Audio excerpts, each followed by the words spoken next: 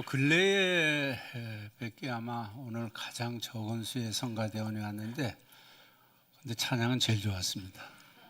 안 오신 분들이 들으면 굉장히 섭섭할 수 있겠습니다만 그분들이 빠지니까 찬양이 너무 좋네요.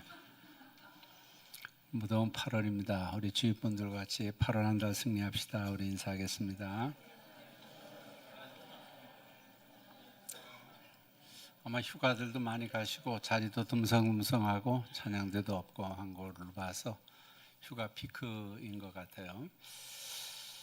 제가 이 두 번째 권별 설교를 하는데 혹시 첫 번째 했던 설교를 기억하시는 분이 계실까요? 네, 감사합니다.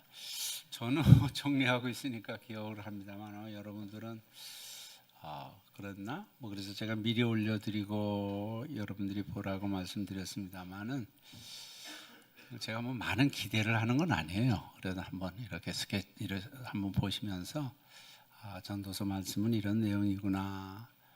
다음 주에는 이런 말씀이겠지. 그렇게 기억하시면. 근데 몇 분들 이야기하시는 거 보니까 또 그렇게 하시더라고요. 미리 보시고 읽기도 하시고 또 어떤 내용인지 그렇게 보기도 하는 것 같아요. 지난번에도 유진 피터슨의 메시지 성경에 있는 글을 인용했는데 이게 너무 좋아서 다시 인용을 합니다. 동물들은 생긴 대로 살면서도 만족해하는 것 같다. 동물들이 스트레스 받아 하는 동물들 맞나요? 이거 스트레스야 멍멍 막 이러면서 없어요. 그러나 인간들은 다르다. 지금 모습이 나아지거나 달라질 방법을 끊임없이 모색한다. 항상 더 기쁘고 더 행복하길 원하죠. 신나는 일은 없나 또 이것저것 다니기도 하고 의미를 찾아 이것저것 살피기도 하고 쾌락을 얻으려고 떠들기도 한다. 이것도 해보고 저것도 해본다. 그런데 우리가 흔히 시도해보는 것들은 정해져 있다. 뭘까요? 돈, 그 다음에 뭘까요? 하기 싫죠. 리차드 포스터가 쓴 책인데 돈, 그 다음에 S로 시작하는 건데 뭘까요? 돈, 섹스, 권력, 모험, 지식 등을 추구한다는 겁니다. 대표적으로 하나님을 알지 못하는 사람들이 행복을 위해 추구하는 그런 가치들이라는 겁니다. 그 모두가 처음에는 하나같이 굉장히 좋아 보이고 대단해 보인다. 그러나 지나고 보면 다 별것 없다. 우리는 더 한층 노력하고 애써보지만 그럴수록 건지는 것은 오히려 적어질 뿐이다. 어떤 이들은 일찌감치 포기하고 단조로운 삶에 만족하며 살아간다. 또 어떤 이들은 아예 배울 생각도 없는 듯 평생 이 일 저 일을 전전하며 차츰 인간다움을 상실한 채 죽을 무렵이 되어서야 인간이라 말하기를 어려울 정도의 존재로 허무함을 느낀다. 전도서는 이런 허무함의 경험을 증언하는 어쩌면 세상에서 가장 유명한 책이 아닐까 싶다. 이 책의 신랄한 재치와 더 없는 솔직함은 우리의 시선을 사로잡고 주목을 끈다. 사람들은 이 책의 이러한 특성에 주목한다. 정말 그럴 수밖에 없다. 종교인 또 비종교인 신자 비신자 할 것 없이 다들 전도서를 주목한다는 거예요. 우리도 좀 전도서를 주목해야 될 텐데 오늘 먼저 제목은 전도서입니다. 코헬렛 21번째 책이고요. 회중 앞에서 말하는 자, 설교자, 전파자, 이런 전도자 이런 게 제목이고요. 여러분 아마 그 영어 성경에도 보면은 에클레시아라고 하는 우리가 불러 모은 사람들의 모임이라는 교회라는 단어가 이 전도서의 책 제목에 들어가 있습니다. 그래서 에클레시아스터스 이렇게 기록이 되어 있는데 그렇습니다. 불러 모아서 알게 하고 듣게 하고 그 앞에 설교해서 그가 깨달은 바 진리를 그들에게 선포하는 그런 내용입니다. 제목입니다. 회중을 뜻하는 에클레시아에서 온 말이다. 맞죠? 전도자는 회중 또는 모임을 부르는 자, 어떤 모임 또는 회중 앞에서 연설하는 사람을 말한다. 그래서 결국은 설교자 혹은 교사로 번역이 되어 있다. 그 다음에 기록연대 BC 930년 기록자 주로 솔로몬이 많이 했기 때문에 솔로몬과 현자 선생 있다. 대상은 하나님의 지혜로 살아갈 모든 백성들. 핵심은 헛되다, 경외. 이건 누구를 경외하는 거예요? 하나님을 경외하는 겁니다. 주제 다 같이 시작. 하나님을 경외하면서 기쁨으로 살아가라. 경외하면서는 두려워하는 건데 좀 어떤 거리감 가지고 이렇게 두려워하는 게 경외하는 거 아니겠습니까? 그런데 기쁨으로 살아가라. 그 앞에서 뒤에 뭐 내용이 충분히 나오거든요. 장소 해 아래 있는 모든 세계 주의 신학 본서는 여호와를 경외하는 것이 사람의 본분이라는 것을 기록 목적 보겠습니다. 첫 번째 같이 읽겠습니다. 인생의 헛됨과 허무함을 깨닫고 하나님을 의지하며 경외하는 삶을 살게 하려고. 두 번째, 하나님 안에서 주어진 인생을 기쁘고 즐겁게 살아가도록 하려고. 세 번째, 하나님을 경외하는 삶이 의미 있는 삶이요 행복한 삶. 그러면 이 전도서를 읽어야 되겠어요? 안 읽어야 되겠어요? 거기 있는 목적 보세요. 목적 가운데 너무 중요한 목적들이 그 안에 포함되어 있습니다.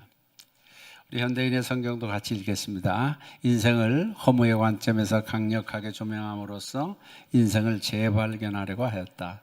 허무가 강조된 것은 인생 재발견의 수단이지 인생의 허무로는 아니다.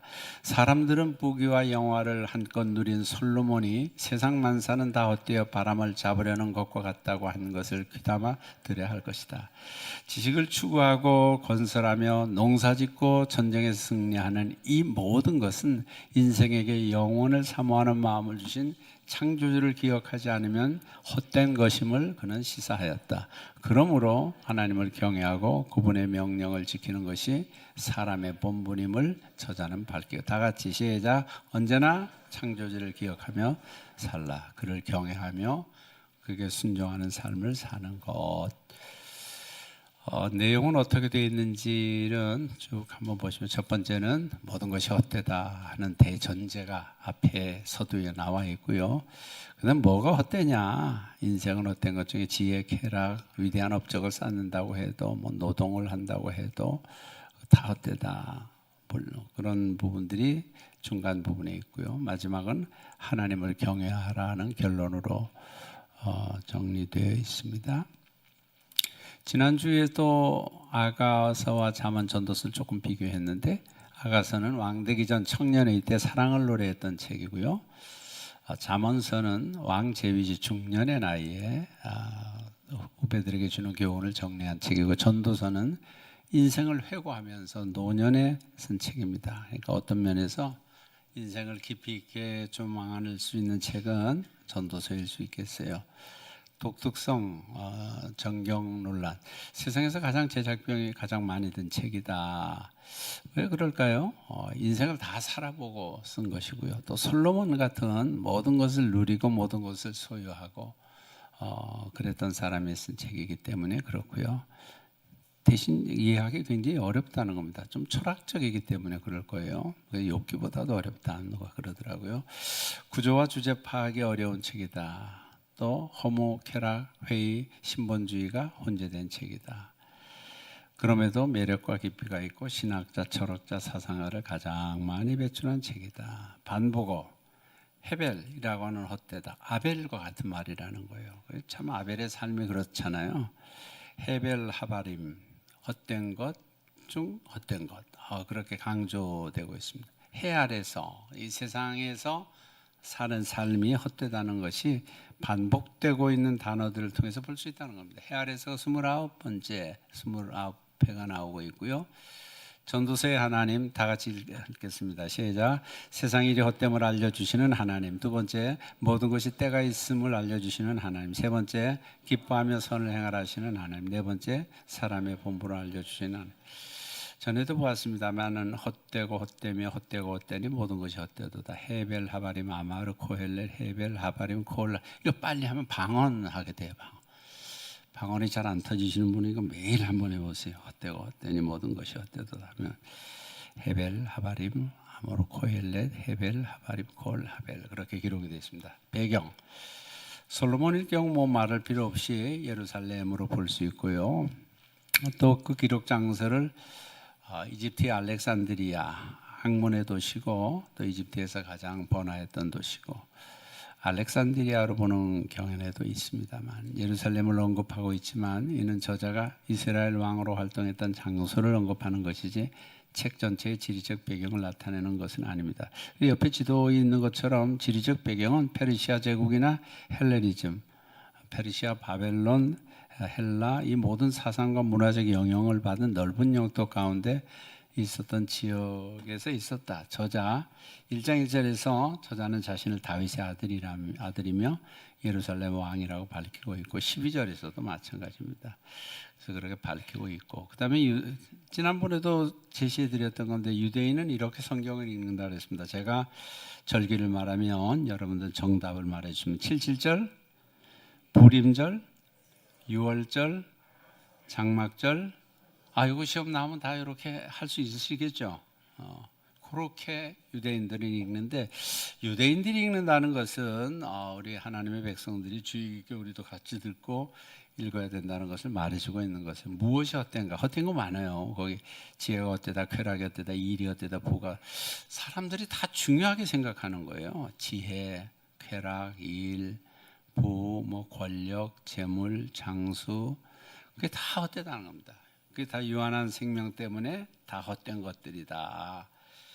그 다음에 그 부분은 여러분들이 참고하시면 전에도 있었던 거기 때문에 전도자의 8가지 회상 헛됨을 알도록 하기 위해서 충분히 그 회상하며 그것을 정리하고 있는 그런 내용이 그렇게 기록이 되어 있고 6번은 시간에 대한 교 우리 수요일도 우리 이수목 목사님 크로노스 카이로스 말씀하셨는데 우리 한번 떼봅시다. 크로노스 카이로스 잘 아시죠? 이제 하도 많이 말씀드려서 크로노스는 우리 일반적인 시간에 흐르는 시간 1시간, 2시간, 24시간 흐르는 시간이고 카이로스는 어떤 정해진 그 시간 그때입니다. 그게 카이로스가 3장 1절에 28번이나 카이로스가 나온다는 거예요. 범사의 기한이 있고 천하만사가 다 때가 있는데 이때입니다. 그래서 날 때부터 죽을 때까지. 근데 거기 결코 쉬운 건 아니라는 겁니다. 거기 나와 있는 게 쉬워 보이지만 예를 들어서 돌을 던질 때는 그냥 우리가 이래 돌을 던지는 것이 아니라 부부 관계를 의미한다는 거예요. 또 찢을 때는 장례식을 의미하고 이런 내용들은 우리가 액면 그대로 3장에 나와 있는 이 때를 그대로 받아들이면 안 된다는 겁니다. 그래서 그렇게 때에 대한 글이 있고 7번은 재물과 부에 대해서 잠언서에서도 나왔습니다만 재물의 속성, 중독성이 있다. 가진 사람이 이제 그만 됐다 이러는 사람이 있을까요? 차라리 안 가진 사람은 이만하면 됐다 그러는 사람이 있을지 모르겠어요. 근데 가진 사람은 끝없이 재물을 가지려고 하는 중독성이 있습니다. 가치 중립적이다는 건 뭐예요? 잘 쓰면 좋은 것이고 나쁘게 쓰면 나쁜 것이라는 겁니다. 그러니까 중립적 가치가 있기 때문에 어느 쪽으로 쓰느냐에 따라서 좋을 수 있고 나쁠 수도 있다. 근데 돈이 5만 원이 있다. 그것을 내가 밥이나 사 먹으면 그럭저럭 사는 거지만 그것을 선교사님들을 돕는 데 썼다. 이게 다르잖아요. 가치 중립적이기 때문에 어디에 돈을 쓰느냐가 따라서 많이 다르다. 위험하다. 부는 위험한 거죠. 재물은 상실될 수 있다. 이거 지난주하고 비슷한 거니까 그냥 지나가고요. 죽음에 대해서 많이 말하고 있죠. 모든 사람에게 임하는 것. 그래서 결국 쭉 읽겠습니다. 2절부터 시작. 모든 사람에게 임하는 그 모든 것이 일반이라. 의인과 악인, 선한 자와 깨끗한 자와 깨끗하지 아니한 자, 제사를 드리는 자와 제사를 드리지 않는 자에게 일어나는 일들이 모두 일반이니 선인과 죄인, 맹세하는 자, 맹세를 무서워하는 자가 일반이로다.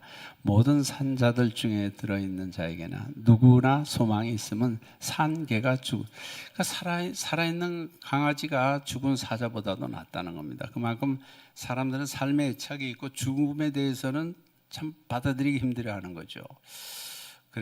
그러나 모든 사람에게 일반적으로 임하는 거다. 누구나 죽음 앞에 놓인 삶을 살아가고 있고요. 다 일반이다. 누구에게나.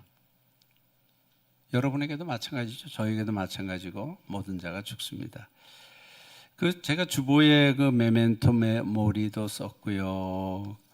한번 주보 한번 잠깐 보시겠어요? 거기 보면 카르페 디엠도 그때 말씀드렸던 것 같아요. 카르페 디엠.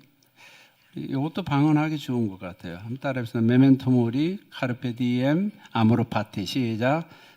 도모리, 카르페 디엠, 아모르 파티. 요게 있는데 그대로인데 특별히 죽음에 대해서 메멘토 모리는 뭐예요? 죽음을 기억하라는 겁니다. 이게 중세 수도사들의 인사였다는 겁니다. 일상적으로 만나면 수도사님 죽는다는 걸 기억하세요. 우리는 그러면 어떨까요? 한 방 날라오겠죠. 만나자마자 뜬금없이 당신 죽는다는 걸 기억하세요. 우리는 주로 어떤 인사말을 많이 했었죠. 예전에는 밥 먹은 거 얘기했죠. 그렇죠? 식사하셨습니까? 아침 드셨습니까? 진지 드셨습니까?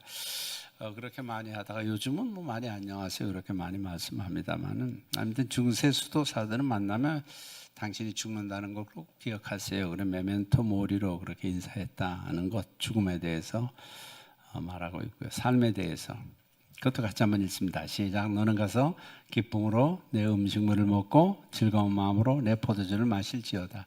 이는 하나님이 내가 하는 일들을 벌써 기쁘게 받으셨음이니라. 내 의복을 항상 희게 하며 내 머리에 향기름을 그치지 아니하도록 할지니라. 내 헛된 평생의 모든 날 곧 하나님이 해 아래서 내게 주신 모든 헛된 날에 내가 사랑하는 아내와 함께 즐겁게 살지어다. 그것이 내가 평생의 해 아래서 수고하고 하나님이 우리에게 삶을 누리는 것에 대해서 뭐 수도원 살던 그 수도사들처럼 하나님이 금하시고 있지 않습니다. 거기에 보면 음식도 맛있는 거 있으면 맛있게 먹고 포도주는 조금 조심해야 될 것 같아요. 포도주도 마시고 또 머리에 향수도 좀 바르고 사랑하는 아내와 함께 즐겁게 살고 이것이 하나님이 주셔서 누리게 하신 우리의 몫이다. 그래서 오늘을 즐겨라 카르페 디엠입니다. 주신 것을 즐겨라. 그러니까 즐기지 못하는 것도 불신앙이라는 겁니다. 하나님이 주셨는데 너무 죄책감 가지고 즐기지 못하는 것도 죄책감 때문에 그럴 수가 있다. 부자의 불면증. 가난한 사람은 잠을 잘 자는데 부자는 잘 자지 못해. 같이 한번 읽겠습니다. 노동자는 먹는 것이 많든지 적든지 잠을 달게 자거니와 부자는 그 부유함 때문에 자지 못하느니라. 내가 해 아래서 큰 배단되는 일이 있는 것을 보았나니 곧 소유주가 재물을 자기에게 해가 되도록 소유하는 것이라.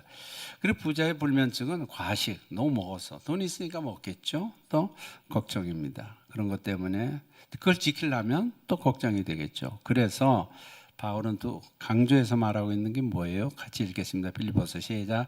내가 궁핍 마음으로 말하는 것이 아니라 어떠한 형편이든지 나는 자족하기를 배웠노니. 디모데전서. 그러나 자족하는 마음이 있으면 그거는 만족하는 겁니다. 스스로 만족. 그래서 형통한 날에는 기뻐하라, 공고한 날에는 되돌아보아라. 이런 말씀도 주고 있습니다. 우리 김윤희 교수님 우리 개요를 한번 듣도록 하겠습니다. 전도서 개론입니다.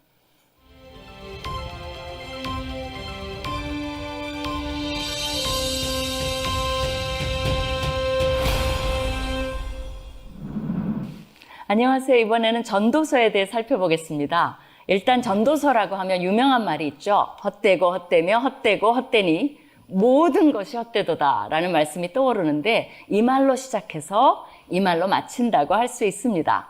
실용적인 지혜의 말씀인 잠언을 읽다가 전도서를 읽게 되면 혼란이 옵니다. 하지만 이것이 성경을 읽는 재미라 볼 수 있습니다. 두 권의 책이 삶의 전반의 균형을 잡아주기 때문입니다.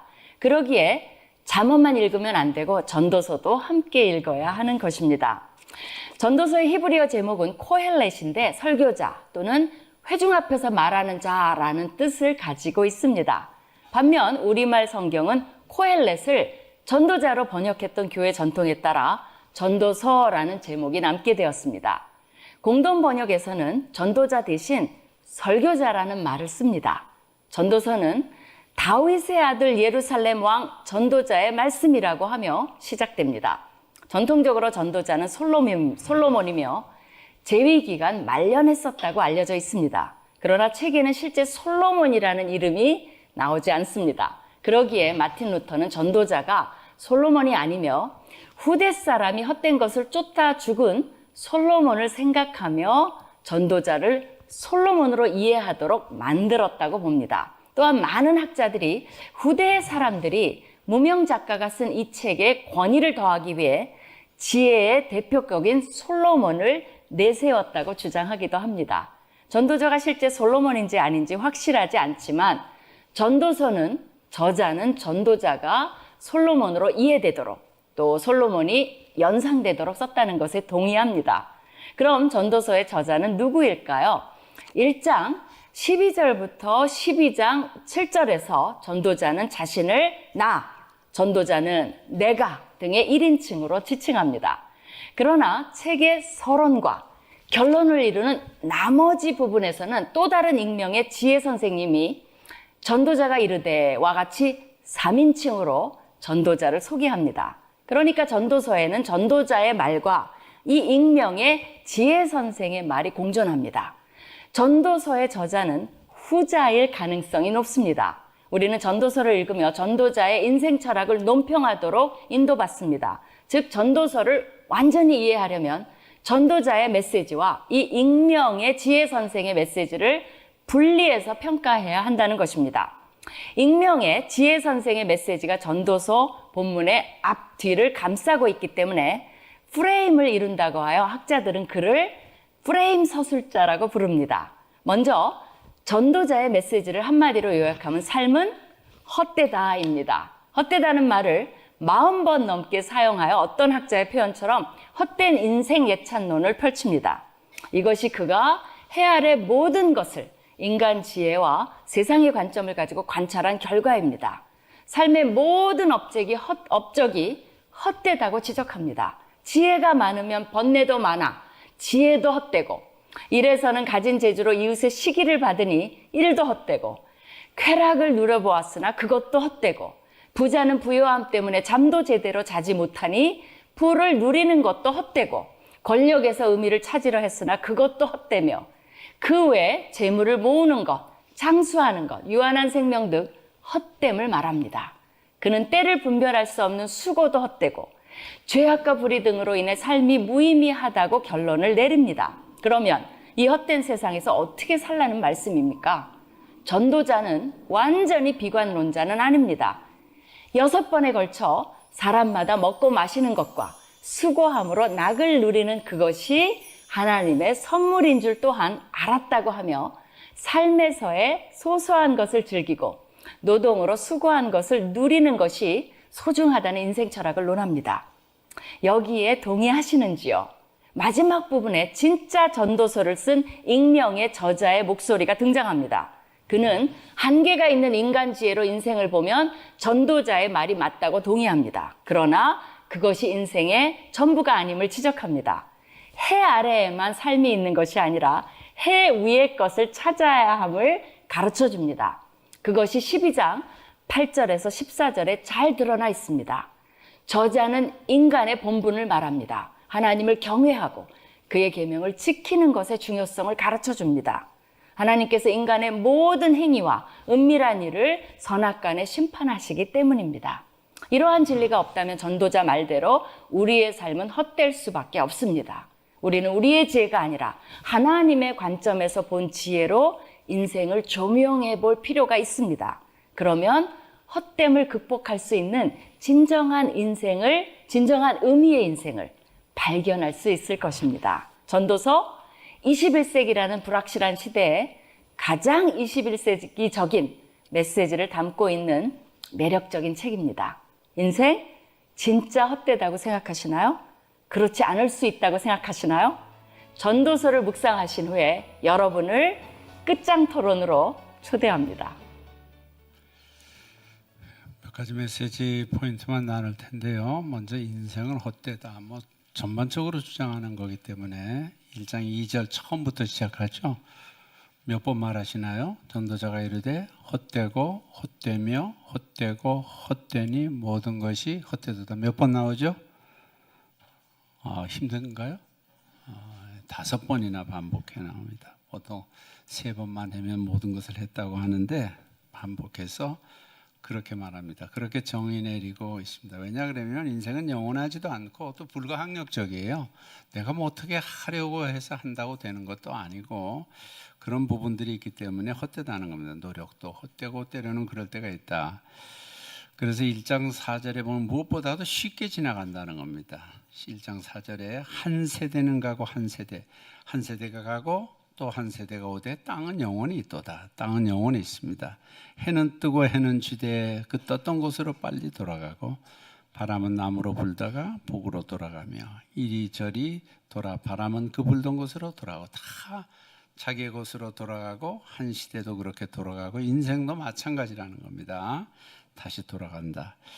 영원한 이 땅에 머무는 인생은 정말 쉬 지나가게 되니까 헛될 수밖에 없다는 겁니다. 정말 그렇게 빠르게 지나가는 것이 인생임을 우리 모두가 절감하고 있잖아요. 그리고 지나간 사람들에게서 또 잊혀진다는 겁니다. 참 그때는 뭐 살아 있을 때는 관계도 하고 교제도 하던 사람이지만 일단 떠나게 되면 쉬 잊혀지게 된다. 저도 우리 교회에서 많은 성도님들 하나님 나라로 보내는 장례식을 모셨습니다만 다 기억을 일부러 끄집어내면 다 기억이 납니다만은 평시에는 잘 그렇게 생각이 나지 않아요. 최근에 돌아가신 분들만 생각이 나지 몇 년만 지나면 일부러 끄집어내거나 또 요즘 이 스마트폰에서 자꾸 옛날 사진을 갖다 줘가지고 자꾸 생각나게 합니다만은 그래도 잊혀지게 된다는 겁니다. 그래서 그렇게 되기 때문에 1장 11절에 이렇게 말하잖아요. 이전 세대들이 기억됨이 없다. 지금 스마트폰도 없어진 시대이기 때문에 이전 세대들이 기억됨이 없다. 아예 어떤 일이 있었는지 장래 세대도 너희들도 마찬가지다. 젊은 세대도 그 후 세대들과 함께 기억됨이 없을 거라는 거예요. 기억하지 못한다. 사람은 잘 기억해 주지 않습니다. 그렇기 때문에 헛되다는 겁니다. 그 다음에 카이로스 때가 있다. 이건 우리 개요에서 나눠 있고 하니까 보지 않아도 될 것 같고요. 그 다음에 너무나 잘하는, 제가 신약협동조합에 어디 갔더니 신협에 갔더니 이거 아예 큰 액자루에서 만들어 놨더라고요. 두 사람이 함께 놓으면 따뜻하겠거니와 한 사람이면 어찌 따뜻하랴. 한 사람이면 패하겠거니와 두 사람이면 능히 맞설 수 있나니 세 겹줄은 쉽게 끊어지지 아니한다. 수고함으로 더 좋은 낙을 누리게 되고 또 서로 쓰러질 때 동물을 붙들어 일으키게 되는 것. 그래서 같이 합력하여 살아가는 세상이다.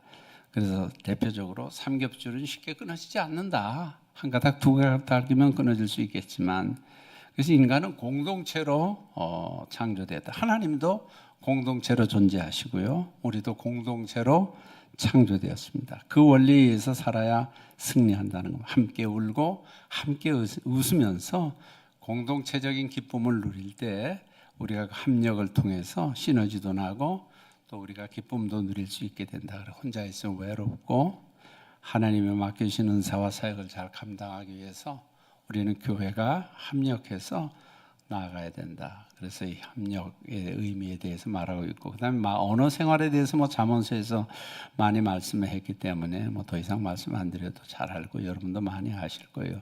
그래서 한번 읽어보긴 하겠습니다. 5장 2절 3절 시작. 너는 하나님 앞에서 함부로 입을 열지 말며 급한 마음으로 말을 내지 말라. 하나님은 하늘에 계시고 너는 땅에 있음이니라. 그런즉 마땅히 말을 많이 해야 좋을까요? 적게 해야 좋을까요? 말할까 말까 할 때는 말해야 될까요? 말해야 될까요? 말하지 말아야 되겠죠. 말을 적게 할지니라. 말을 많이 하고 나면요 또 끝나고는 굉장히 공허하더라고요. 괜히 말을 불필요한 말까지 막 나오잖아요. 프라이버시도 나오고 하지 말아야 될 말도 나오고 남들이 하지 말라 그랬던 말까지도 이거는 하지 말라 그랬는데 또 이러면서 또 이야기하고 그러면서 결국 굉장히 안 좋다. 그래서 5장 3절에도 보면 걱정이 많으면 꿈이 생기고 말이 많으면 우매한 자의 소리가 나타나느니라. 가능하면 말을 적게. 옆에 사람들과 말 좀 적게 합시다. 그래도 그 말은 하셔야 돼요. 다음 지혜자의 마음. 지혜자의 마음은 우리가 생각하는 것과 세상의 원리와 많이 달라요. 어디에 가라 그러냐 그러면 7장 2절이면 잔치집보다는 무슨 집? 초상집에 가는 것이 낫다. 왜 나을까요? 그래서 인생의 죽음에 대해서 생각하죠. 이 사람의 끝처럼 나의 끝도 있을 텐데 이렇게 생각하잖아요. 또 슬픔이 웃음보다 나음은 얼굴에 근심하는 것이 마음에 유익하기 때문에 슬픔이 낫다는 겁니다. 또 책망을 선택하는 거예요. 5절에 보면 지혜로운 사람의 책망을 듣는 것이 우매한 자들의 노래 듣는 것보다 낫다. 뭐 가수들이 노래 듣는 것보다도 지혜로운 자의 책망을 듣는 것이 훨씬 낫다. 초상집에 가면 인생을 배우고 슬픔도 마찬가지입니다. 책망을 들음으로 깨우치면 당연 인생을 바로 살 수 있기 때문에 그렇습니다. 그다음에 재미있는 말씀이 7장 29절에 있더라고요. 얕은 꾀를 따르지 말아라. 내가 깨달은 것은 오직 이것이니 곧 하나님은 사람을 정직하게 지으셨으나 사람이 많은 꾀를 낸 것이다. 사람이 많은 꾀를 내서 정직하고 바르게 살지 못한다는 겁니다. 지으신 대로 정직하게 살아야 하는데 세상 말로 전문용어로 잔머리 너무 굴린다는 거예요. 그래서 얕은 꾀를 내서 결국 정직하게 지으신 하나님의 말씀대로 살지 못하게 하는 일이 있을 수 있다는 겁니다. 그다음에 권위에 대한 문제도 이야기하고 있는데 8장 3절에 보면 하나님은 권위를 통해서 말씀하십니다. 그래서 진정한 권위를 따르라는 거죠. 왕 앞에서 물러가기를 급하게 하지 말며 충분히 왕의 말씀을 잘 들었고 악한 것을 일삼지 말라. 진정한 권위 앞에서 말씀을 듣는 것이 참된 지혜자입니다. 권위 부재의 시대에서 우리가 정말 드려야 될 필요가 있고요.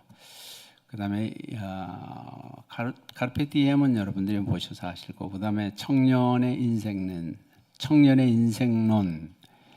11장 9절 다 같이 한번 읽겠습니다. 청년이여 내 어린 때를 즐거워하며 내 청년의 날들을 마음에 기뻐하여 마음에 원하는 길들과 내 눈이 보는 대로 행하라.